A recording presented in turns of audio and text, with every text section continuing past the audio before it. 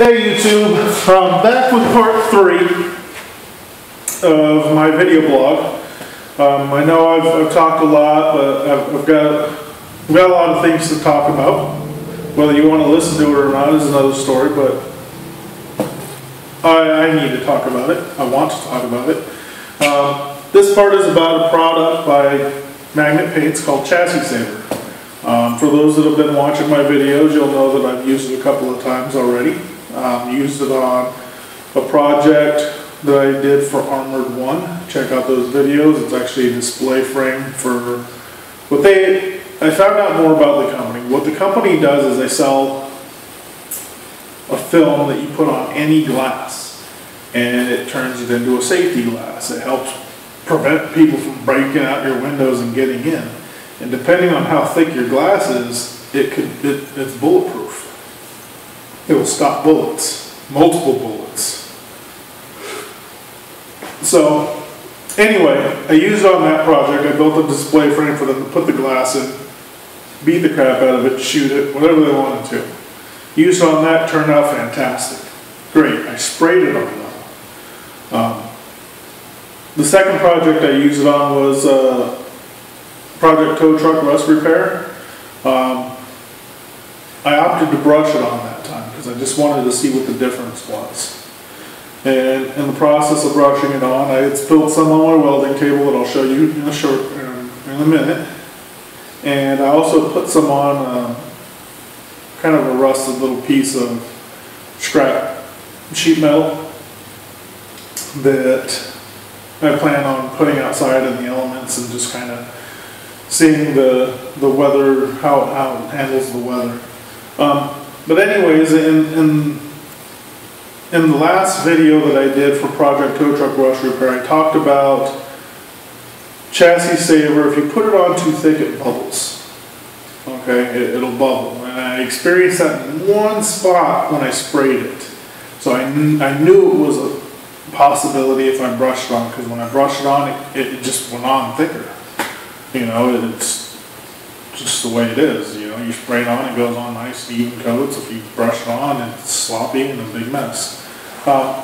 Anyway, so I'm going to talk to you guys about that stuff. And my recommendations, everything as far as that. And I will tell you right now, I think the product is a great product. I have nothing bad to say about it.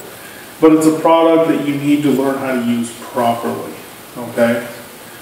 It's not a difficult product to use. You just need to be aware of its properties and what it will do, and kind of your tolerance as far as what can I get away with and what can I not get away with when applying it. I will tell you this, that I have not received any kind of sponsorship, money, anything from Magnet Paints, Chassis Saver at all. I'm doing this because I want to help you guys be aware of the product, let you know what I think of it, let you know my experience with it, and also because I'll tell you this, these banners, you might think bullshit, you got banners, where'd you get the banners from? I asked for those. I asked Eric, the owner of Magnet Paints, I asked him to send those to me.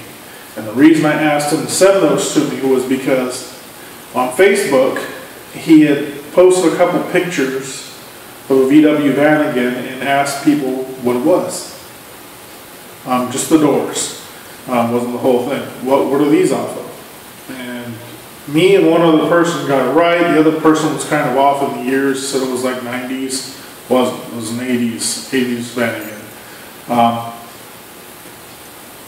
Eric was completely awesome and gave both of us a quart of Chassis Saver. Didn't have to do that. Wasn't a contest per se. He just did it. You know, I put the little comment of, what do I win?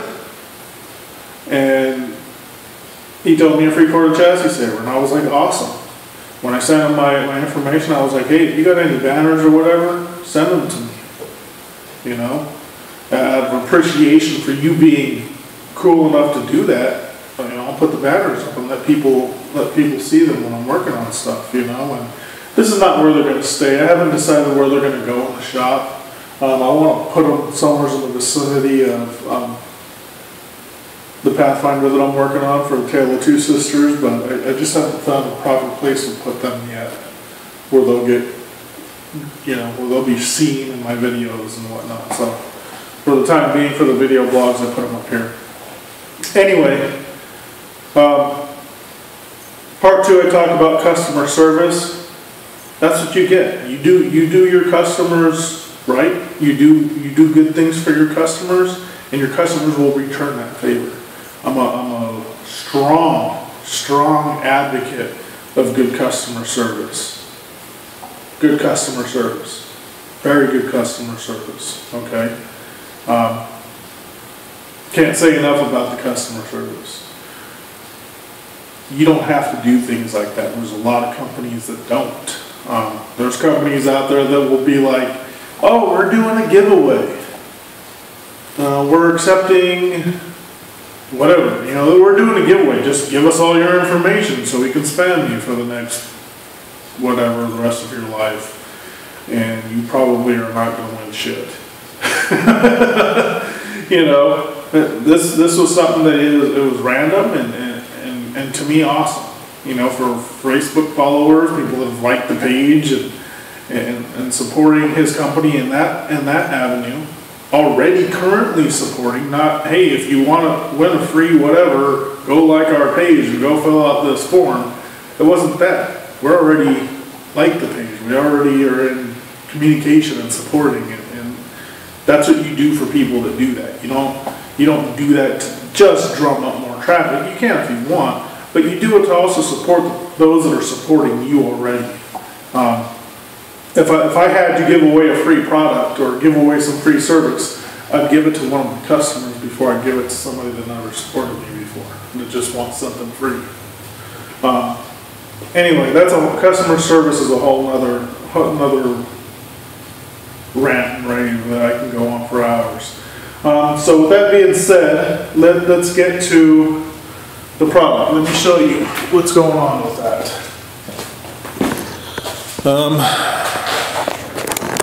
Recording this with my phone, so I've got actually let me just move my tripod. I've got it plugged in at the moment because ever since I did my Android updates, my battery's been dying super fast when I record videos.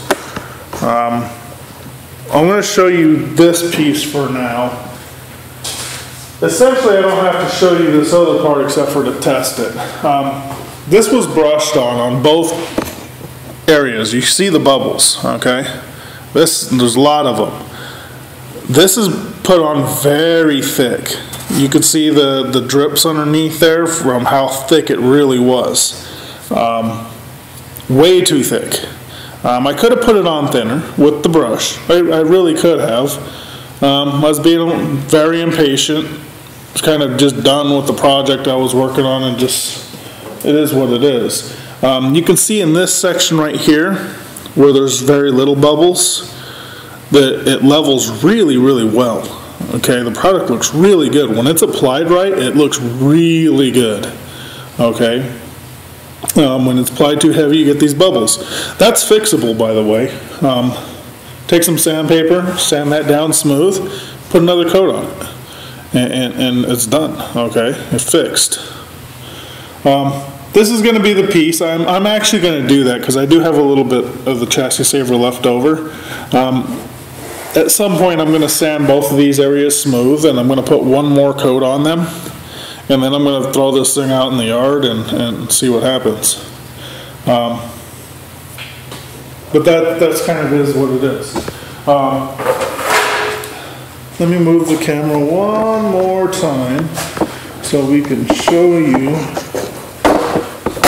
the spill. Forgive me, I'm trying to squeeze my tripod around my tubing bender and welding table and all that stuff. Okay, here we go.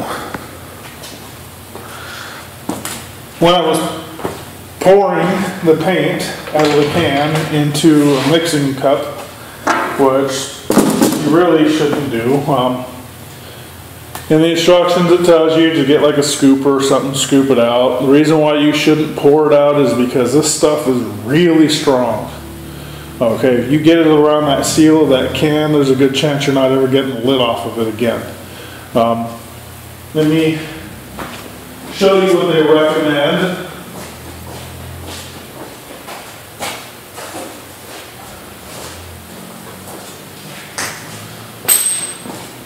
This is what they recommend doing. If you don't use all of it, they recommend that you take some cellophane and sandwich it between the lid.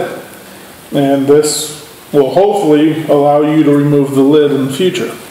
I did with the last can that I used, so I'm not too worried about it working this time. I'm pretty sure it will. Even though I poured it out and there was a bunch of paint in this area around the seal. First time I used it, I scooped it out and poured it into the mixing cups. That was when I sprayed it. So anyway, you can see the bubbles here. This is actually on thicker than it is on that sheet metal. Okay, I'm not going to bother sanding this down because I'm going to eventually just try to get it off my table. But what I wanted to do was show you a little bit of a durability test. Now I've got a handful of bolts and, I don't know, lag screws, I don't know what the hell they're called, and a piece of 3/4 inch 16 gauge square tubing.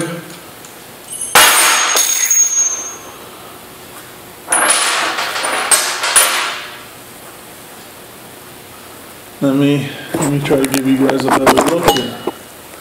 What we got going on. You know, this stuff is not undamageable, I'll tell you that, but it is strong. Sorry, this is a mess. I apologize about all the wiggly camera BS.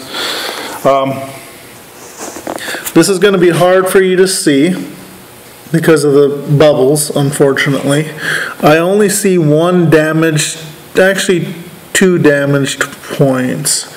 This is the obvious right there. There's another one. It's really hard to see right there. What that's from is the point of these jabbing into it. It's not a chip, okay? Let's get this to focus. Any day now. That's not a chip. It's like a dent, a poke into it. This material is, I don't know what it's made of, so I don't want to tell you something that it's not. But let's check out these big drips here real quick. Okay. You see them now? It's kind of out of focus, but you can see it. Let's see if I can get this to stab into it. You see that?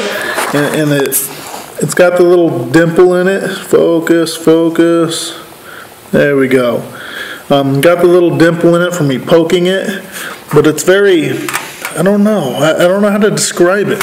Like a very hard urethane bushing rubber feel to it. It's flexible, okay? The paint is definitely flexible. Let me show you.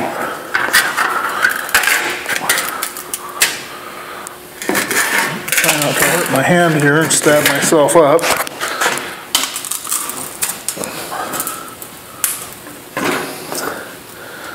Okay, we got a serious bend going on in there.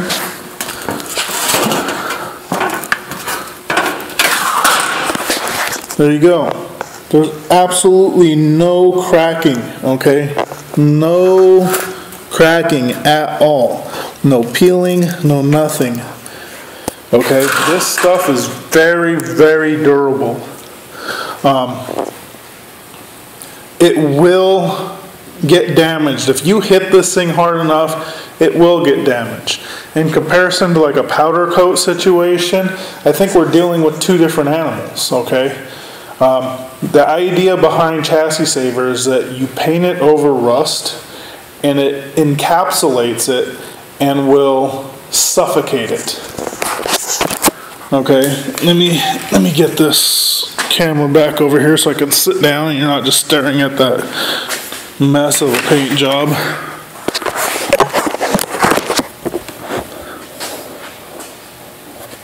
Hold on a second.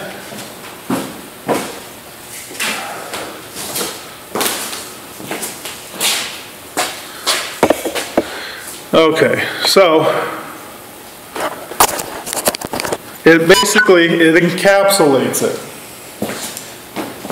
and it suffocates the rust. For rust to grow or to develop, it needs to have oxygen. People that live in the Rust Belt, like myself, the reason why we have such problems with rust isn't just the enormous amount of salt that they put all over the roads in the winter. It's the snow. It's the rain and the water. Let me give you an example. I have a small rust spot above my driver's side fender on my Saab. Throughout the entire winter, I did not have any problems with that rust spot. Now that winter is over, that rust spot is growing at a very rapid pace, okay? You mix that salt with oxygen, the salt impregnated metal, whatever, it's not impregnated, but the salt, water, metal on metal, and it starts rusting very rapidly. That's where our problem is. It's the thaw, it's the water, it's the oxygen. Chassis Saver suffocates it. I don't know all the technical details, but that's basically what it's doing. I think it works great. I really do. If you're doing any kind of off-roading, as far as finishes, you're going to bang up your frame, you're going to bang up axles and control arms and suspension links, whatever.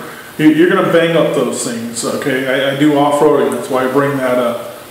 If you're dealing with a daily driver, you're not going to have, you might have those problems if you're driving like an idiot or hitting stuff, but you normally are not going to have those problems.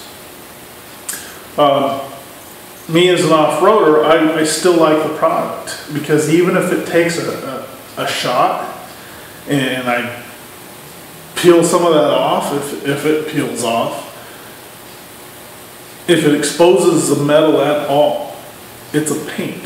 I can just lightly sand down the area and put more on it. It's that simple. If it's powder coat, I will tell you this, powder coat doesn't stop rust. Powder coat actually will hide rust. Rust can form underneath powder coat, and it will hide it like paint does. You start to see a little bit of bubbling or whatever when rust starts developing. If you start seeing bubbling, you got a big problem underneath, okay? That means the metal's going away underneath there. Not that it has a little bit of surface rust, that means the metal's going away. It's falling completely apart. Because powder coat is such a strong material versus paint, it's going to allow it to probably, in my opinion, hide it better than paint would or any other product.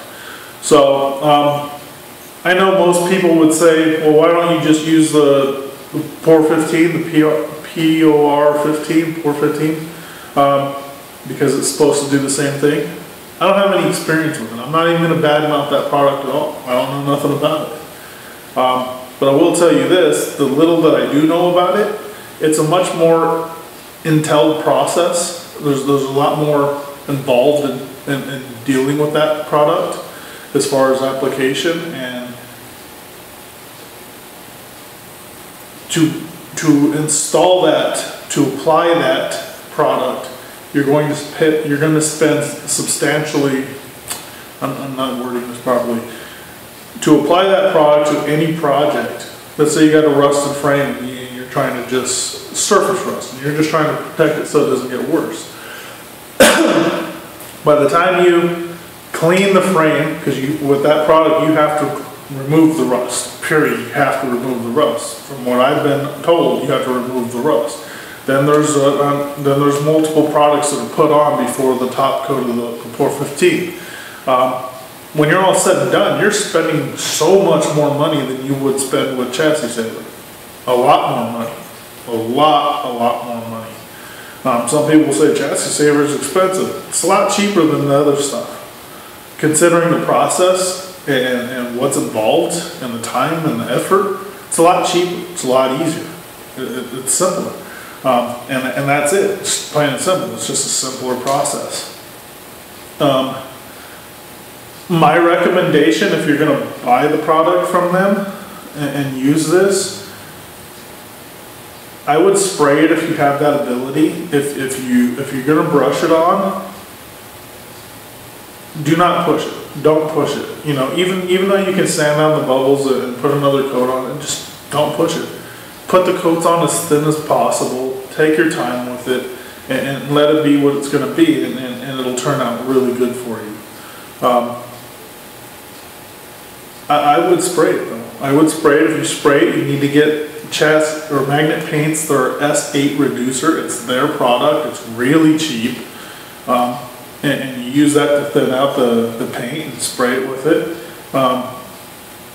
From what I understand, they still tell you to use it if you brush it on, and maybe that's where, maybe if I would have done that, it wouldn't have went on so thick and not allowed the bubbles, but I didn't use any reducer when I brushed it on. I had it, but I just chose not to use it.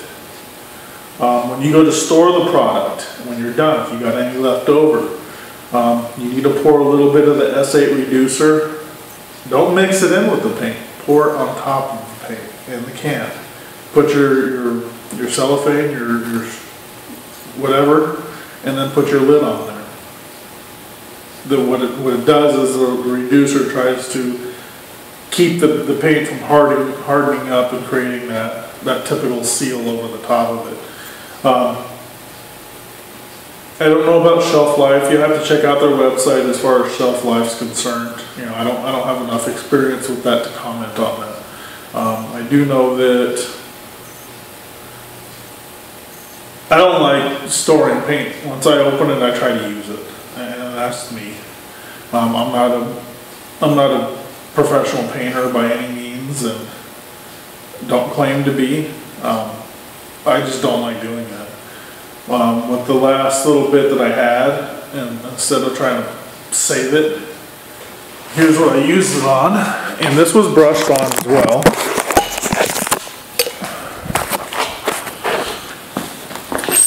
But I don't have any bubbles on that I'm aware of. It's a little bit messy now.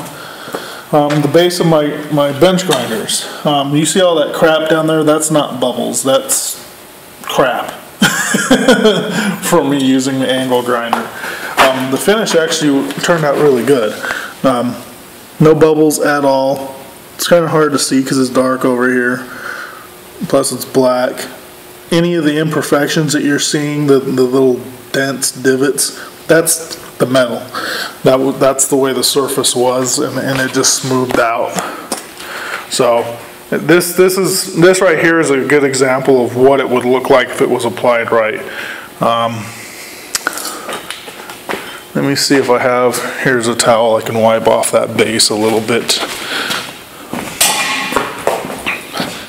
You know, we're dragging this video out pretty long, so I'm going to try to speed it up a bit. Okay, sorry about that. I ran out of memory on my camera. I had to delete some stuff on my phone. You know what? Actually, there is a little bit of bubbles in here. Not much though. Definitely not here on the vertical part. A little bit down here on the bottom. Very, very minimal. But you can see, I mean, all that rough stuff that you're seeing there, that's the surface that I painted over. I didn't sandblast this thing or nothing. It had some sort of paint over the top of it. Just painted this over the top of everything. Okay, I didn't prep it at all.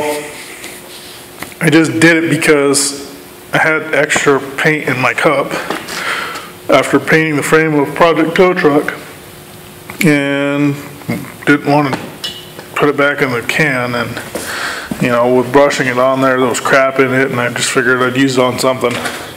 So anyway, I'm happy with it. I'm really happy with it.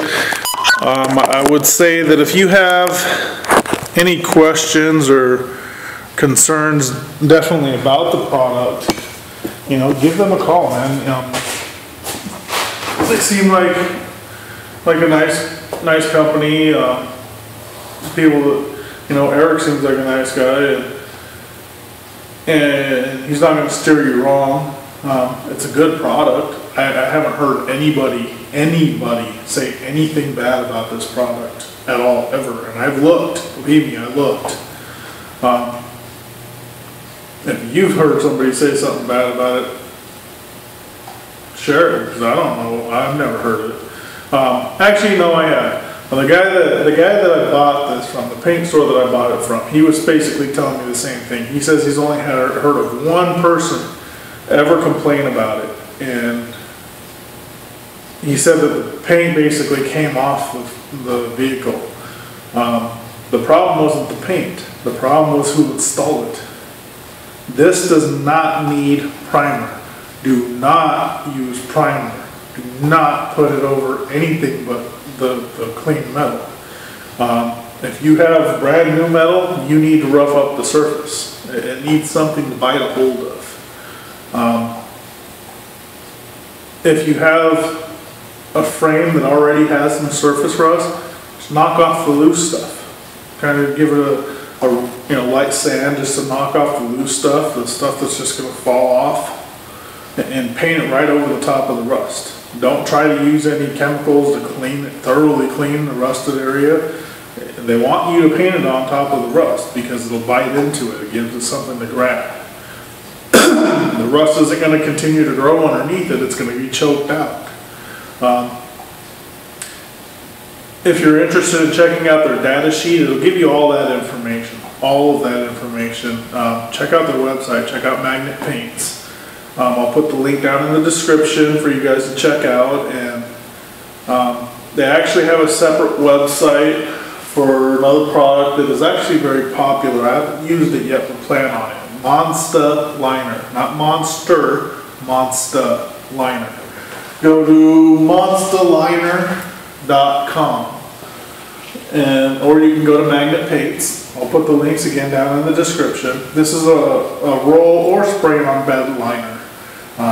It's UV stable. It actually looks good. If you check out their Facebook page, there's a lot of people using it to paint their trucks with it. Their Jeeps and their trucks, and a lot of people are doing that with it. And it actually kind of looks kind of cool, and I'm contemplating using it on my Pathfinder. We'll see how that goes. I got a long way to go before I get to that point. But anyway, check out their products. I'm a satisfied customer, okay? Just trying to share my experiences with you guys as far as using it, and hopefully it'll save you a little bit of headache if you choose to use it. That's pretty much it. And subscribe if you haven't. For those that have subscribed and have endured my yapping through all 3 parts of my video blog, and have endured my yapping through my build projects, thank you very much for that support. For those who like my Facebook page, thank you very much for that support. For those that haven't, go do so. That'll be the first link, Alvarez Metalworks. And that's pretty much it, you know. Talk to you guys later.